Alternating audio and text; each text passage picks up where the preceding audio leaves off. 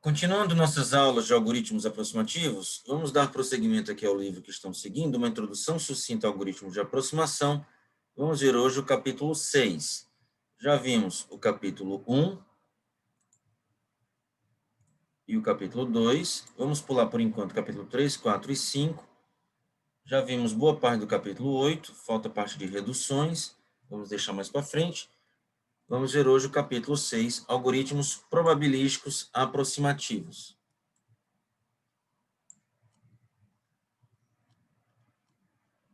Aqui está, capítulo 6, algoritmos probabilísticos aproximativos.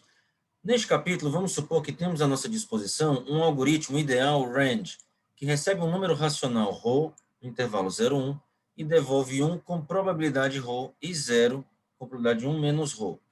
Ou seja, o algoritmo range, ele só retorna 0 ou 1, né? 0 ou 1.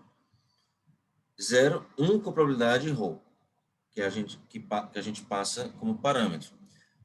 Um algoritmo que utiliza range é chamado probabilístico, né? Porque além da instância, ele depende dos números retornados por range, né?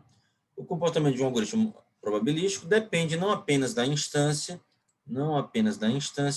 mas também dos números devolvidos por range, né?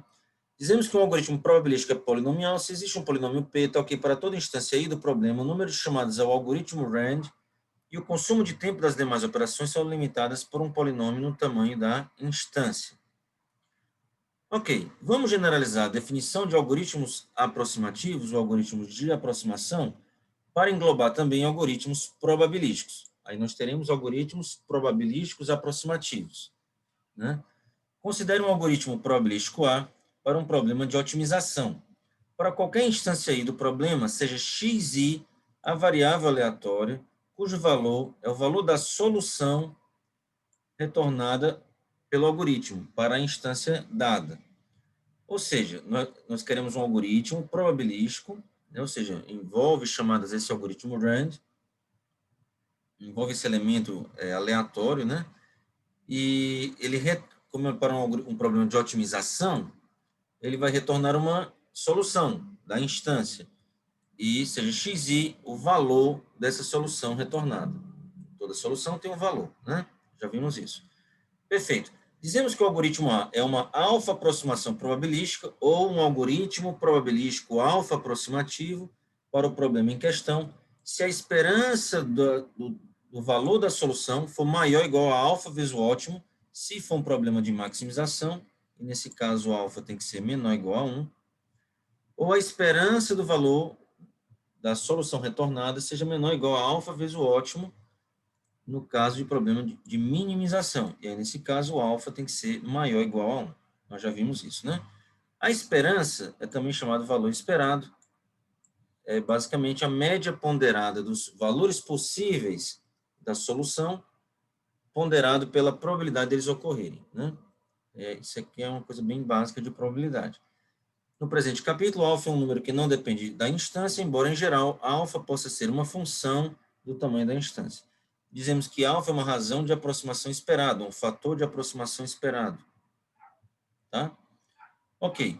Vamos mostrar que, em certas condições, uma alfa-aproximação probabilística pode ser usada para produzir, com alta probabilidade, soluções aproximadas do problema.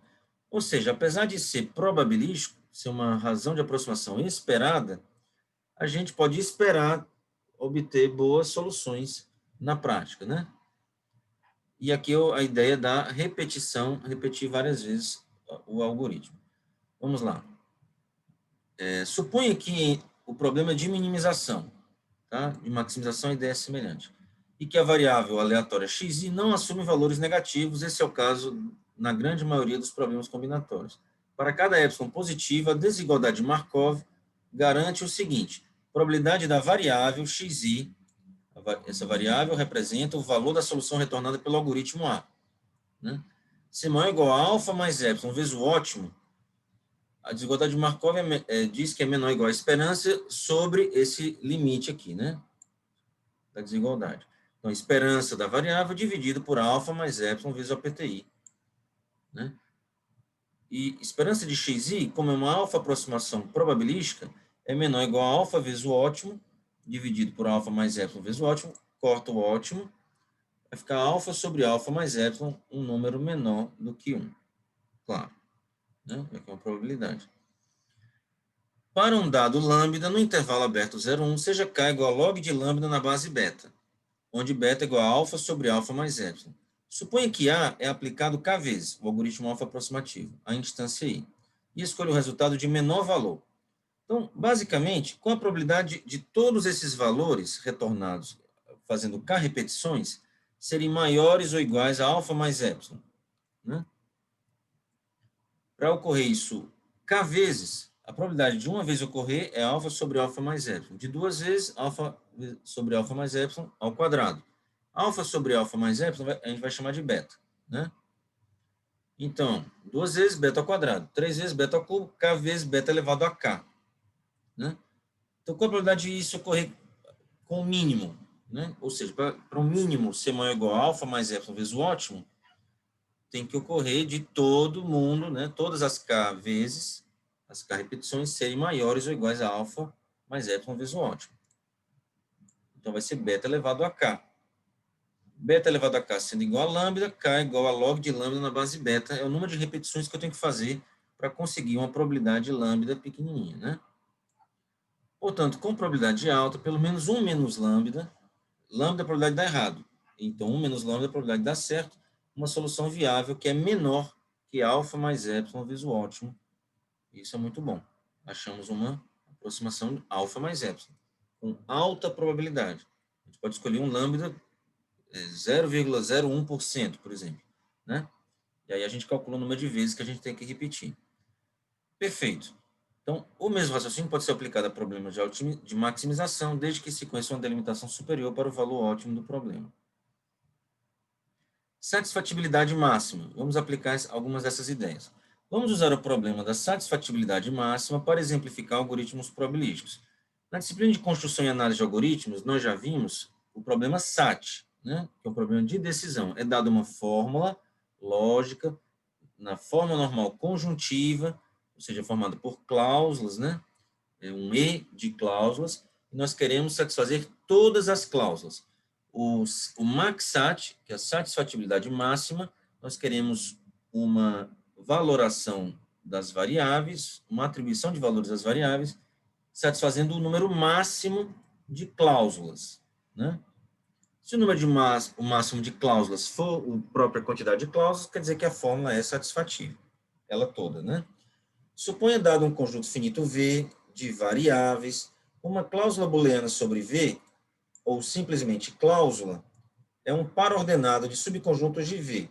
Basicamente, é um conjunto C1 e um conjunto C0. Uma cláusula, basicamente, o C1 está dizendo quem são os literais positivos e o C0 quem são os literais negativos daquela cláusula C. Então, toda cláusula C vai ter um conjunto C1, os literais positivos, e um C0, os literais negativos. Tá?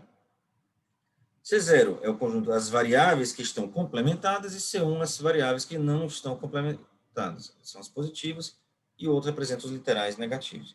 O número de variáveis em uma cláusula, é claro, é C1 mais C0. Aqui é a quantidade das que estão não complementadas e as que estão complementadas, né? As positivas mais as negativas. Uma valoração das variáveis de V é um vetor x indexado por V com valores em 0, 1, falso e verdadeiro, né? Ok? Uma valoração x satisfaz uma cláusula se xv igual a 1 para algum v pertencente a C1, ou seja, se a variável está positiva e ela é verdadeira, a cláusula está satisfeita. Ou xv igual a 0 para algum v pertencente a C0. Se a variável está lá negativa e o valor dela é falso, então ela está satisfazendo a cláusula. Vejamos um exemplo, suponha que v igual a b, c, d, nós temos 4 variáveis, a, b, c, d, sejam c, d e e 3 cláusulas. A primeira cláusula é a, d, b, ou seja, a e d estão positivos e o b está negativo. Aqui, a e d positivos e o b negativo. A segunda cláusula, c, a, b, c positivo, a, b negativos. Aqui, c positivo, a e b negativos. Ou vazio, b, c, d. Quer dizer, ninguém positivo e 3 negativos, B, C, D negativos, ok? O problema da satisfatibilidade máxima, ou também chamado principalmente maxsat, é o termo que a gente vai mais usar, consiste no seguinte: problema maxsat V, conjunto de variáveis, e C, conjunto de cláusulas. Dado uma coleção C de cláusulas sobre um conjunto V de variáveis, encontrar uma valoração X de V que satisfaça o maior número possível de cláusulas. Ok? É um problema de otimização. Certo? O problema de decisão do SAT é possível satisfazer todas as cláusulas? Aqui, eu quero satisfazer o maior número possível de cláusulas. O problema é NP difícil, mesmo quando cada cláusula em C tem duas variáveis. Quando a gente vem em construção e análise de algoritmos, o problema 2SAT de decisão, a gente viu que ele é polinomial, problema de decisão. Mas o max 2SAT, ou seja, quando todas as cláusulas têm dois literais, é NP difícil. Isso é interessante, né? O problema de decisão 2SAT é polinomial, mas o problema de maximização max 2SAT é NP difícil. Ok? Isso é importante. Perfeito. Vamos ver aqui agora um algoritmo probabilístico para o problema maxsat, o algoritmo de Johnson. Eis um algoritmo probabilístico para o maxsat, o algoritmo é atribuído a Johnson 74. Ele é tão simples que ignora as cláusulas. Aqui, ó, ele não passa as cláusulas como parâmetros. Maxsat Johnson V, para cada variável, faça XV recebe rand 1/2. Ou seja, é verdadeiro com probabilidade 1/2. Rand ele retorna 0 ou 1. Né? E vai ser 1 com probabilidade 1/2, e claro, 0 também com probabilidade 1 menos 1/2, que é 1/2 também. No algoritmo acima, o número de chamadas é rand e o consumo de tempo das demais operações é o O de n, n sendo o número de variáveis, né? É só esse laço da linha 1 aqui. Seja xc a variável aleatória cujo valor é o número de cláusulas C satisfeitas por uma valoração do maxsat Johnson. Então, essa variável, ela é a variável aleatória, já que o algoritmo é aleatório, que retorna o número de cláusulas satisfeitas por essa valoração. Perfeito. Isso aqui é algo bem básico de probabilidade, eu não preciso ler, não preciso ver.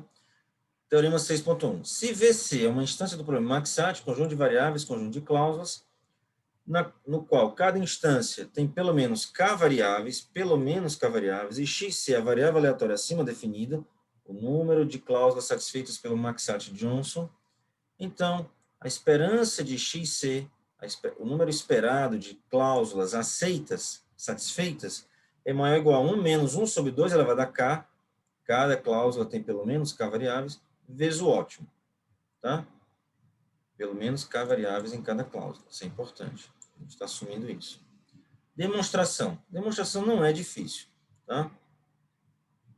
Para cada cláusula C, defina uma variável ZC. Vamos fazer uma conta em cada variável, em cada cláusula, perdão. Da seguinte maneira: ZC é igual a 1 se a valoração produzida pelo algoritmo satisfaz C. E ZC é igual a 0, caso contrário. É o que nós chamamos de uma variável indicadora. Né? Se a valoração satisfizer a cláusula C, ZC é igual a 1. Caso contrário, ZC é igual a 0. Como C tem pelo menos K variáveis e no algoritmo XV é 0 com probabilidade 1/2, com a probabilidade de todas as variáveis, né, todas as literais de uma cláusula serem falsas. Né? O evento ZC igual a 0 é, no máximo, 1 sobre 2 elevado a K. Porque tem que dar falso para todas as K, os K literais daquela cláusula. Né? É 1/2 vezes 1/2 vezes 1/2 vezes 1/2, 1 sobre 2 elevado a K, já que a cláusula C tem pelo menos K literais. E a probabilidade do evento ZC igual a 1 é 1 menos isso. 1 menos 1 sobre 2 elevado a K. Pelo menos, aqui é no máximo, aqui é 1 menos, então é pelo menos 1 sobre 2 elevado a K. Portanto, como XC, o que é XC? Com a relação do XC com essas variáveis ZC, né? ZC é uma variável indicadora, 0 ou 1. XC é o número de cláusulas, perdão, 0 ou 1. E XC é o número de cláusulas satisfeitas. Então, se eu fizer um somatório nesses ZCs, como ele é 0 ou 1, a gente está basicamente contando o número de cláusulas aceitas. Então, XC é o somatório dessas variáveis indicadoras ZC. Porque vai contar 1 para quem é satisfeito e 0 para quem não é, então vai dar um número de cláusulas satisfeitas. A esperança de XC é a esperança do somatório pela linearidade da esperança. A esperança da soma é a soma das esperanças. E a esperança nós já vimos que é pelo menos maior ou igual a 1 menos 1 sobre 2 elevado a k vezes o número de cláusulas. Porque cada uma delas aqui vai ser pelo menos 1 menos 1 sobre 2 elevado a k, como é um somatório no número de cláusulas, vai ficar vezes o número de cláusulas C aqui. Tá? Como C é maior ou igual ao ótimo, claro, na melhor situação a gente satisfaz todas as cláusulas, então isso aqui vai ficar C maior ou igual a 1 menos 1 sobre 2 elevado a k vezes o ótimo, então o fator de aproximação esperado, 1 menos 1 sobre 2 elevado a k. Ok? Perfeito. Como todas as cláusulas em C têm pelo menos uma variável, podemos aplicar o teorema com k igual a 1, fazendo aqui k igual a 1, 1 menos 1 meio vai dar 1 meio. Né? O algoritmo Max-Sat-Johnson é uma 0,5 aproximação probabilística polinomial para o problema Max-Sat, fazendo k igual a 1. Esse 0,5 não foi muito interessante, né? Como problema de maximização, o fator de aproximação é menor ou igual a 1. 0,5, a gente pode melhorar isso daqui. Por que deu 0,5? Porque poderia ser melhor. A gente tomou k igual a 1. Se tomássemos k igual a 2, por exemplo, ficaria 1 menos 1 sobre 4, daria 3 quartos. Já daria uma aproximação 0,75. Ou seja, esse 0,5 foi por causa de cláusulas de tamanho 1, que só tem uma variável, um literal, ou x ou x barra, uma cláusula com apenas um elemento. Isso, a gente pode tentar tirar isso daí. E é o que está aqui nessa ideia, nessas caixinhas aqui do lado. Vamos tentar melhorar um pouco. Quando nós tivermos uma cláusula de tamanho 1, a gente tenta logo satisfazer essas cláusulas de tamanho 1. Isso dá uma boa ideia para melhorar esse algoritmo aqui. Ó. Então, seria melhor 100 cláusulas de tamanho 1. Não é isso? É o que eu acabei de falar. Qual a melhoria que a gente pode fazer? Assumir que não há duas cláusulas de tamanho 1 com x e seu complemento. Ou seja, se tiver uma cláusula de tamanho 1 que tem lá x, a gente imagina que não tem uma outra cláusula de tamanho 1 com x barra. Porque se eu colocar x verdadeiro, só uma das duas vai ser satisfeita. E se eu botar x falso, também só uma das duas vai ser satisfeita. Então, basicamente, a gente pode fazer um pré-processamento e eliminar cláusulas desse tipo, porque elas não vão contar, né? Já que tem uma verdadeira e tem uma outra que vai ser falsa. Então, vamos assumir que não há duas cláusulas, uma cláusula só com x e uma cláusula só com x barra. Então, se tiver cláusula de tamanho 1, é só x ou só x barra. Né? Não pode ter x e outra x barra também. Ok? Perfeito. Assumindo isso, é uma suposição razoável. Se um literal está numa cláusula de tamanho 1, ou x barra, atribuímos V ao literal com uma certa probabilidade de H maior do que 1 meio. Ou seja, se tem lá uma cláusula só com x, não vai ter uma com x barra. Então, a gente bota verdadeiro para x. Ou, se tiver uma outra instância que tem uma cláusula só com x barra, e não tem a cláusula só o x, a gente atribui x barra verdadeiro, ou seja, x falso. Tá? Para as demais variáveis, as variáveis que não aparecem sozinhas numa cláusula, nós atribuímos verdadeiro a essa variável, né, com probabilidade H maior do que 1 meio. Esse H a gente vai calcular qual é o melhor H para a gente usar agora. Né? Imagina agora uma cláusula C qualquer. Se ela tem tamanho 1, a probabilidade dela ser verdadeira, a cláusula, é H. Não é isso?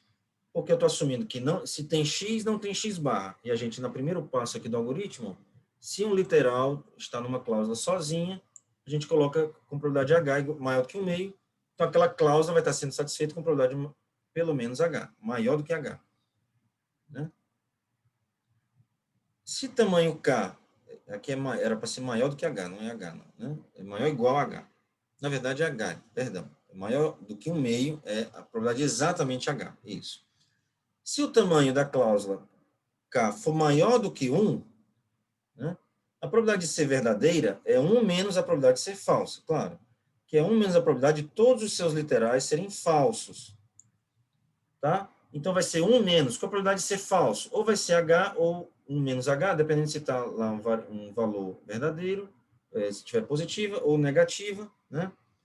Mas, de qualquer forma, como H é maior do que 1 meio, o H é maior do que 1 menos H. Né? O H é um número menor ou igual a 1 também. Então, vai ficar 1H vezes 1 menos H, vezes 1H, vezes 1 menos H, K vezes, né? Então, como H é maior do que 1 menos H, essa probabilidade é maior ou igual a 1 menos H elevado a K. Já que os 1 menos H que tiver lá na conta, né, para dar falso, é menor do que H, são menores do que H. E 1 menos H elevado a K é maior ou igual a 1 menos H ao quadrado. Ou seja, resumindo aqui, se a cláusula tem tamanho 1, a probabilidade dela ser verdadeira é H. Se ela não é só um valor, tem mais do que um literal, quer dizer, então a probabilidade dela ser verdadeira é maior ou igual a 1 menos H ao quadrado. Então temos aqui um dilema entre H e 1 menos H ao quadrado, dependendo se tem tamanho 1 ou não. Tentamos calibrar aqui o melhor H para dar a melhor probabilidade, né? Então tentamos fazer aqui H ser igual a 1 menos H ao quadrado. Resolvendo essa equação de segundo grau, chegamos à probabilidade 0,618.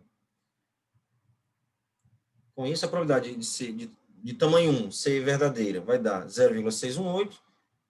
E se for tamanho maior do que 1, vai dar 1 menos H ao quadrado, que também vai ser 0,618. Então, achamos aqui o melhor valor de probabilidade. Então, com isso, ao invés de 1 meio, probabilidade de 1 meio, a gente calibra aqui para 0,618, fazendo um tratamento de separado para a cláusula de tamanho 1, achamos uma aproximação melhor do que 0,5. Ok? Perfeito. Vamos ver aqui um outro algoritmo para lidar melhor do que essa ideia com cláusulas pequenas. Um algoritmo do arredondamento probabilístico. Vai ser um algoritmo melhor do que esse 0,618. Vai dar uma ideia melhor. Descrevemos a seguir um algoritmo de aproximação para o problema Maxat, que envolve o arredondamento probabilístico de uma solução ótima de um programa linear. O arredondamento probabilístico de um número ρ do intervalo aberto 0,1 consiste em arredondar ρ para cima com probabilidade ρ e para baixo com probabilidade 1 menos ρ. Certo? Considere o seguinte problema de programação linear. Dado uma coleção C de cláusulas sobre um conjunto V de variáveis e encontrar um par XC de vetores com X indexado por V e Z indexado por C. Basicamente, eu vou ter um X1 até Xn, onde N é o número de variáveis, e Z1 até Zm, onde M é o número de cláusulas. É isso que ele quis dizer com indexado, né? Perfeito. Então, vamos fazer o seguinte. Maximize somatório de C, somando aqui nas cláusulas, ZC. Então, deixa eu explicar logo o que é isso, senão não faz muito sentido. ZC. Vamos imaginar, antes de falar de programação linear, vamos pensar em programação inteira. Programação inteira, os números são inteiros aqui, 0 ou 1. Tá? Nesse caso aqui. Todas essas variáveis x1 até xn e z1 até zm, onde m é o número de cláusulas, e n é o número de variáveis, são 0 ou 1. ZC é 1 se a cláusula for satisfeita. E ZC é 0 se a cláusula não for satisfeita. XI XV é 1 se a variável é verdadeira, XV é 0 se a variável é falsa. Tá? Então, o somatório de ZC, até já vimos aqui nessa continha, somatório de ZC tinha a ver com o número de cláusulas satisfeitas. Então, esse somatório de ZC vai me dar o número de cláusulas satisfeitas. E eu quero maximizar isso. O Maxat é isso, né? E quais são as restrições que nós temos? Aqui, ZC e XV tem que ser um número entre 0 e 1. No caso de programação inteira, tem que ser 0 ou 1. E essa programação linear é uma relaxação da programação inteira, então os números podem ser quebrados. Depois a gente vai aplicar essa ideia do arredondamento probabilístico. Tá? A programação inteira tem que ser 0 ou 1. A relaxação, programação linear, pode ser qualquer número entre 0 ou 1, e vamos fazer o arredondamento para obter um 0 ou 1 mesmo. Né? Ok, qual é a restrição mais importante? É essa daqui. Né? Se eu somar em cada cláusula, para cada cláusula, eu somar nas variáveis que estão complementadas, 1 menos xv mais somar nas variáveis que não estão complementadas, xv, se esse número der 1 ou maior do que 1, pode se dar 1, 2 ou 3, quer dizer, até k, né, dependendo do tamanho da cláusula ck, isso tem que ser maior ou igual a zc. Ou seja, se nós fizermos esse somatório, ele dá 0, esse somatório, se a cláusula não for satisfeita com esses valores do x, né? Com a atribuição x vai ser a atribuição de valores das variáveis. Se esse somatório der 0, quer dizer que a cláusula ela não está satisfeita. Então, não pode acontecer dessa soma ser 0 e zc ser 1, né? Porque 0 não pode ser maior ou igual a 1. Não pode acontecer. Quer dizer que a cláusula não está satisfeita. Então, o zc tem que ser 0 nesse caso. Se aqui der maior ou igual a 1, quer dizer que a cláusula foi satisfeita. O zc ele pode ser 0 ou 1. Mas como eu quero maximizar, então vamos acabar pegando na maximização o zc igual a 1, se essa soma for maior ou igual a 1. Tá? Perfeito.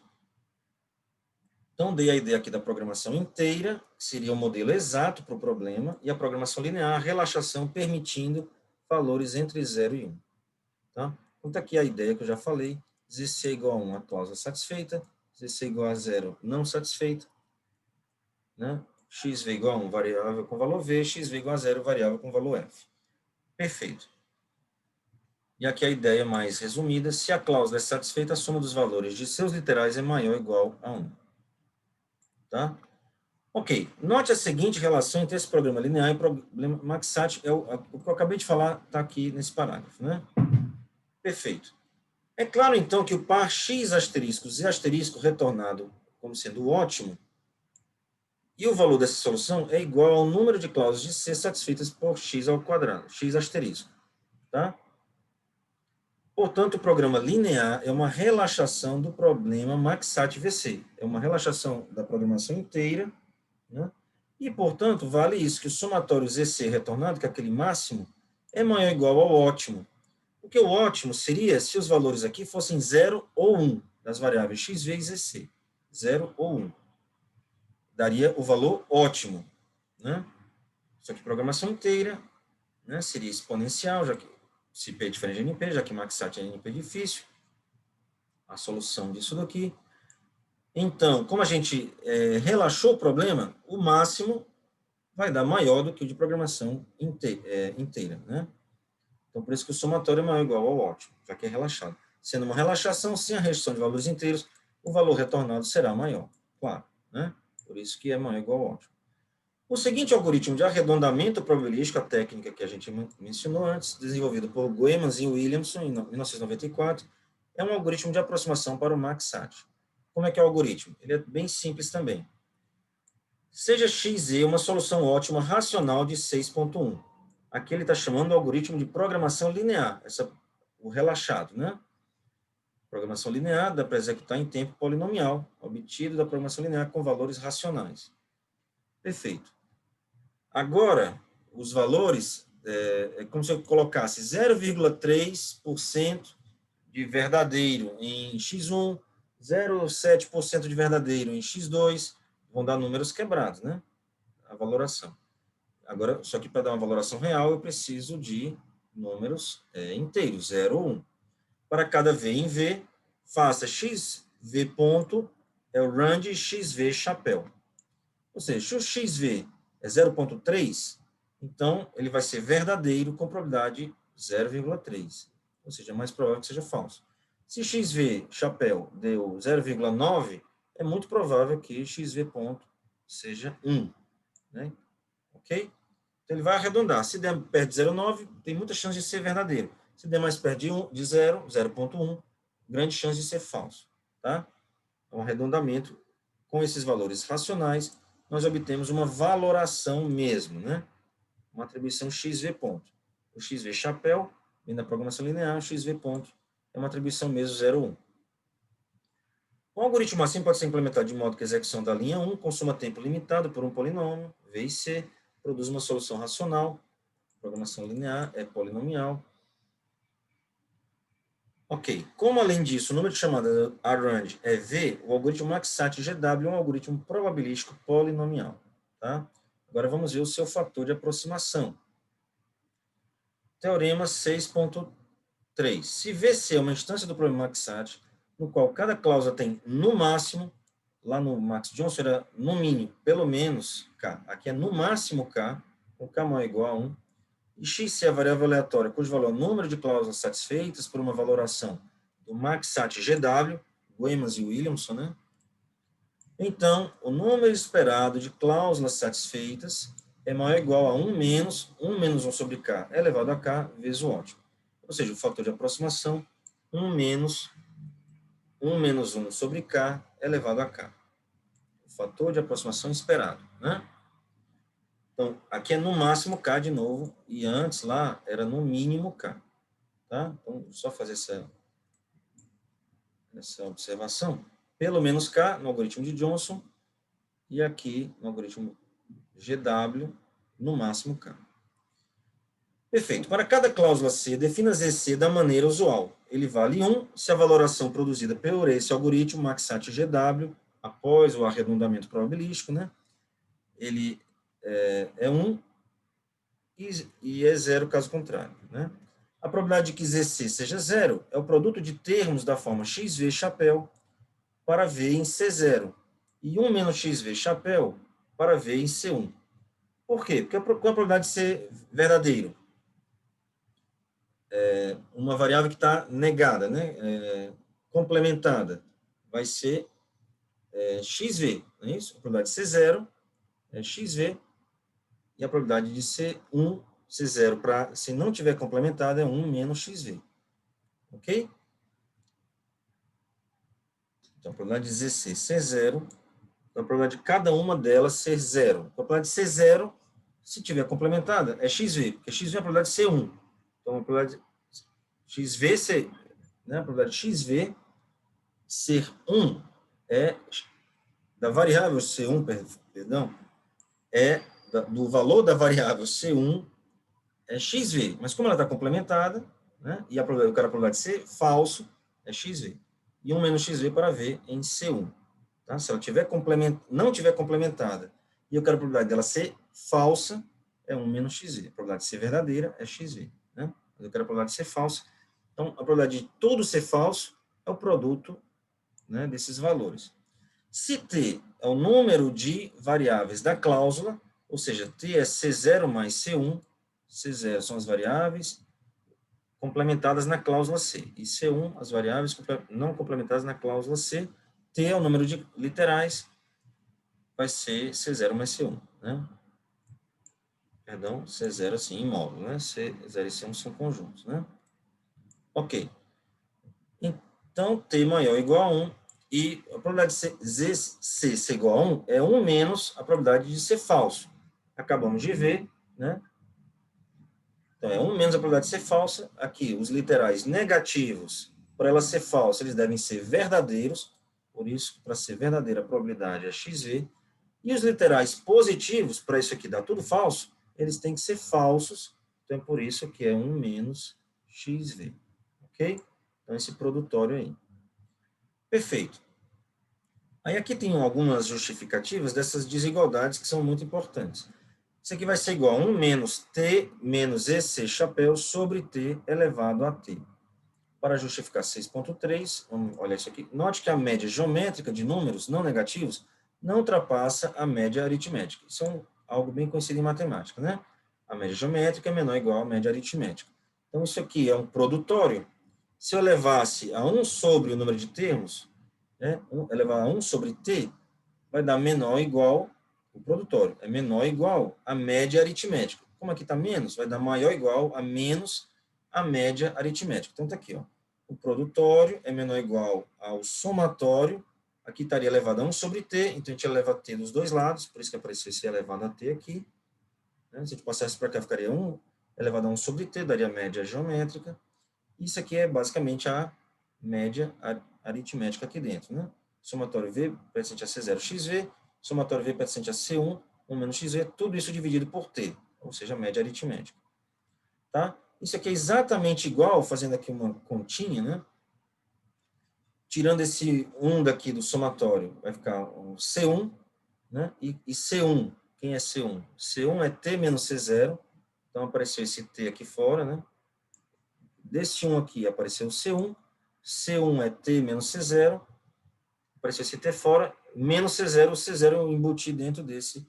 O C0 apareceu aqui, né? Esse menos veio para cá. E esse mais aqui vai ficar menos, menos. O XV fica mais. Então, dá certinho, né? Isso daqui é menor ou igual da restrição do modelo. Ó. Deixa eu tirar aqui esses rabiscos. Da restrição aqui do modelo de programação linear ou relaxado, né? Dessa restrição aqui. Nós temos que o somatório V presente a C0, 1 menos XV, mas o somatório V presente a C1, XV é maior ou igual a ZC, né? Então, apareceu aqui o somatório, né? Isso tem que ser maior ou igual a ZC, como está menos, é menor ou igual a menos ZC. Ok? Perfeito. Então, nós obtivemos isso daqui. Tá. Para verificar daqui para cá, isso aqui é a mesma coisa, né? A gente apenas dividiu T por T, fica 1 menos EC sobre T. Só uma continha simples. Agora, dessa restrição, dessa desigualdade para essa, nós temos que analisar a função 1 menos E sobre T elevado a T. Aqui é uma questão de cálculo bem simples. A função f é côncava, porque a derivada primeira é maior ou igual a zero, e a derivada segunda é menor ou igual a zero, no intervalo 0, 1, que é o que nos interessa, né? Porque esses valores EC, eles são números, né, entre 0 e 1. Então, é por isso que a gente está no intervalo 0, 1. Então, como ela é côncava, como F0 é igual a zero, temos que Fz é maior ou igual a ZF1. Isso aqui não é algo difícil de entender, né? Algo de cálculo mesmo. Então, com essa análise dessa função, nós podemos tirar o ZC aqui de dentro. 1 menos 1 sobre t elevado a t, tudo isso vezes ZC. Por causa disso, né? Vezes f de z é maior ou igual a z vezes f de 1. Tá? Então, o z está aqui multiplicando, ó, a gente botou o z aqui para fora. Tá? Perfeito. E daqui para cá, é só verificar que o t é menor ou igual a k. Né? Como t é menor ou igual a k, a gente pode substituir o t por k maior ou igual a 1 menos 1 sobre k elevado a k, já que essa função ela é crescente. Tá? Perfeito. Podemos calcular, então, o valor esperado de xc. O somatório, a esperança de xc é o número de cláusulas satisfeitas, né? É o somatório dessas variáveis EC 0 ou 1, né? A esperança da soma é a soma das esperanças, e como o ZC é uma variável indicadora, 0 ou 1, a esperança é 1 vezes a probabilidade de ser 1 mais 0 vezes a probabilidade de ser 0, ou seja, basicamente a probabilidade de ser 1. Então, é exatamente isso. E a probabilidade de ser 1, a gente acabou de ver, é maior ou igual a 1 menos 1 sobre k elevado a k vezes EC. Tá? Acabamos de ver isso. Como esse fator aqui de dentro, 1 menos 1 sobre k elevado a k, não depende da cláusula, a gente pode tirar do somatório, vai ficar um somatório C de ZC. E o somatório C de ZC, aqui olhando o modelo, esse somatório, né? Como é que é o relaxado, ele é maior ou igual ao ótimo, né? Ok? Então, vai dar maior ou igual ao ótimo. Esse somatório no ZC, tá? Ok? Pois a solução do modelo relaxado é maior ou igual à do original. Como 1 menos 1 sobre k elevado a k não passa de 1 sobre e, né? Se você fizer o limite de 1 menos 1 sobre k elevado a k, vai dar 1 sobre e. Então, ele é menor ou igual a 1 sobre e aqui no caso, onde e é o número de Euler, né? Temos que 1 menos 1 sobre k elevado a k é menor do que 1 sobre e, que é menor do que 0,37. Então, 1 menos isso vai dar 0,63, tá? Aproximativo. O algoritmo que a gente tinha obtido antes era 0,618, né? Tinha um 0,5, original, mudando a probabilidade, tá, o 0,618. Esse aqui deu 0,63 para o MaxSat. Então, já houve uma melhoria de 0,5, a gente melhorou para 0,618, né? E agora 0,63, considerando todos os tamanhos de cláusulas, né? Agora vamos tentar melhorar mais ainda isso. Vamos fazer um algoritmo combinado, né? Então, o interessante aqui é o seguinte, o Maxat-Johnson, quando tem apenas um literal na cláusula, né? Se o K for... Imagina que todas as cláusulas têm o mesmo tamanho K, né?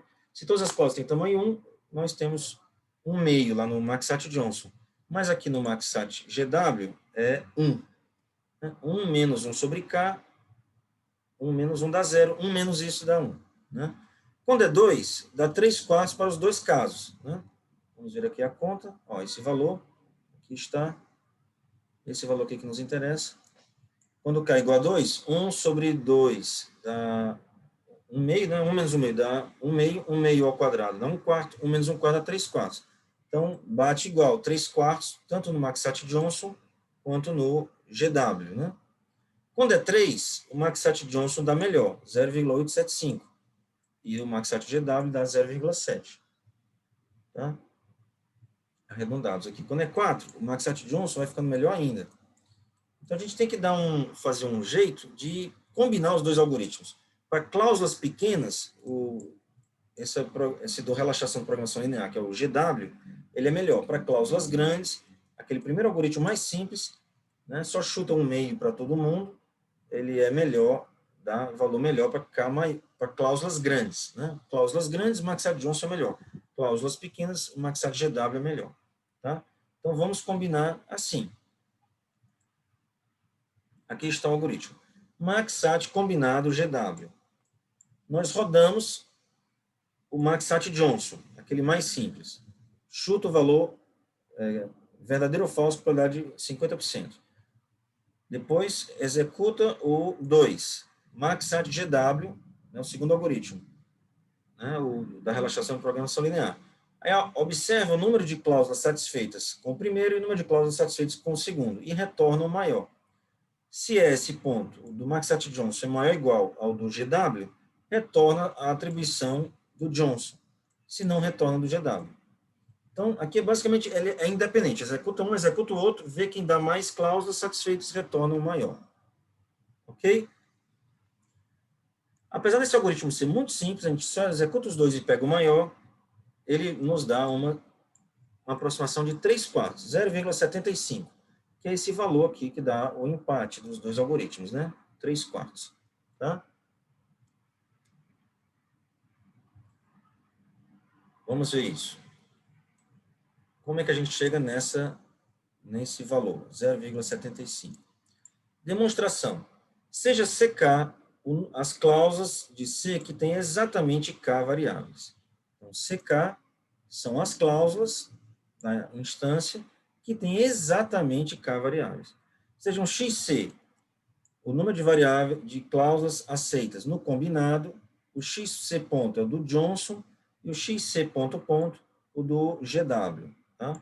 Então, esse daqui é o do combinado, o XC original que a gente quer calcular, o XC ponto é o do Johnson e o XC ponto ponto é o do GW. Note que XC vai ser o máximo dos dois, né? Aí, XC é o maior, XC é exatamente o máximo de XC ponto e XC ponto ponto. Então, é maior ou igual à média, né? Tá? Pois o máximo é maior ou igual à média, claro. Se refizermos as partes apropriadas da demonstração dos teoremas anteriores, nós teremos o seguinte: a esperança de XC, ele é exatamente a esperança do máximo, mas é também maior ou igual à esperança, né, da média, dos dois valores, tanto do Maxat-Johnson quanto do Maxat-GW. A esperança da soma é a soma das esperanças, então vai dar metade da esperança de XC ponto mais metade da esperança de XC ponto ponto.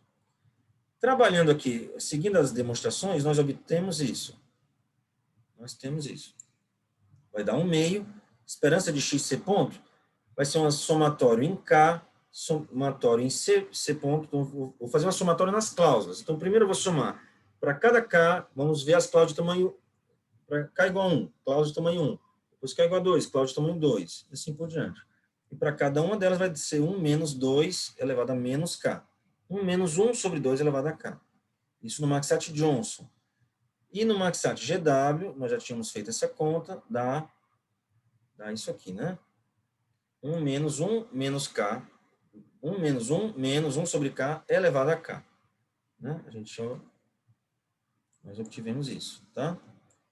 Estamos fazendo um somatório em K. ZC. Que é maior ou igual a 1 meio, somatório em K, somatório em C, né? CK, as cláusulas de tamanho K. Agora vamos juntar esses dois valores. Vai ficar assim, né? 1 menos 2 elevado a menos K, 1 menos 1 meio, mais 1 menos K elevado a menos 1, 1 sobre K, elevado a K vezes ZC. Colocamos o ZC para fora, né? Já que o ZC é um número entre 0 e 1, a gente pode multiplicar ZC aqui também, vai dar maior ou igual. Perfeito.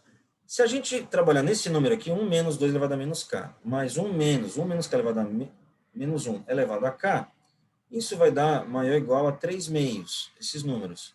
Basicamente, nós estamos trabalhando com esses números aqui, né?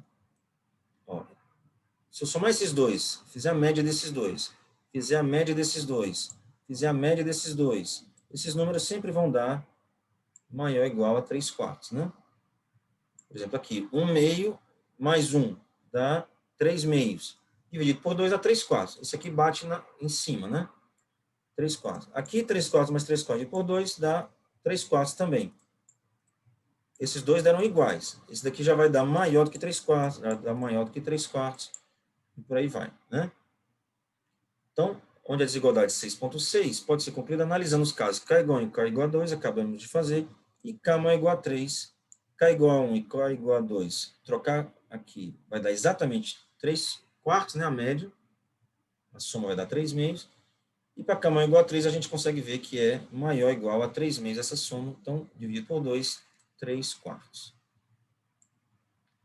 Perfeito? Ou seja, achamos uma aproximação melhor, 0,75. Então, já melhoramos 0,5 para 0,618, para 0,63, e agora, a melhor de todas, 0,75. Isso aqui é uma aproximação probabilística, né?